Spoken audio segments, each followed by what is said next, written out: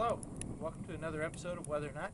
I'm your host, Mr. Squeegee, and as always, this is being brought to you on behalf of windowcleaningresource.com.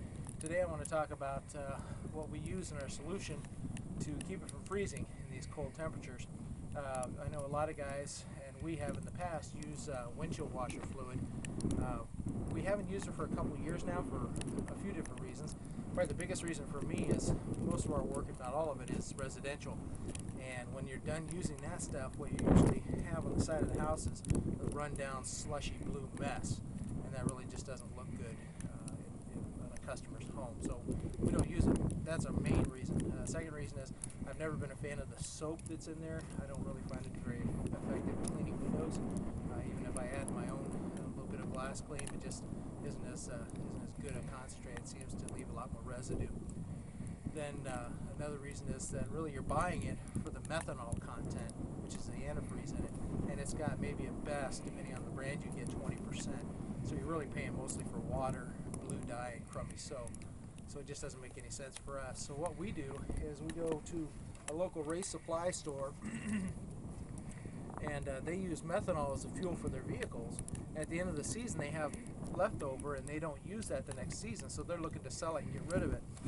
So we can buy this $3.50, $4 a gallon. I put it in an old glass clean bottle that I've measured off in 16-ounce increments so I can keep track of exactly how much I'm using. Gives me a better idea of what I need in my solution as well there. Something else about that though, since I get it from a race supply place, they usually have a little additive in there to make it smell a little more like fuel. So the second thing that we use is isopropyl alcohol that we pick up at our local Walmart. Now this has to me a much better smell, so I'll add maybe a couple quarts of this to a few gallons of methanol to really cut that smell out and really even it out. We also use this at times in our, as you know, in our backpack when it gets close to freezing. So those are a couple of things that we use. One of the things at this time of year is what I've taken to doing is, instead of carrying a bucket around with me, is I carry a bottle. And so I don't want to waste a lot of methanol in a bucket. So I'll just put enough in my bucket to make sure it doesn't freeze. And then I'll fill my bottle up about 3/4 of the way and top it off with either a little methanol or a little isopropyl to increase the effectiveness of that mix. So as I'm going throughout the day, as I use that bottle, if I find I'm running into freezing issues, I'll increase the amount of isopropyl or methanol that's in that small bottle and really make that cleaning fluid much stronger without having to pour a lot more alcohol in a bigger 3 or 4 gallon container. It really saves the amount of money I'm spending on antifreeze agents that way.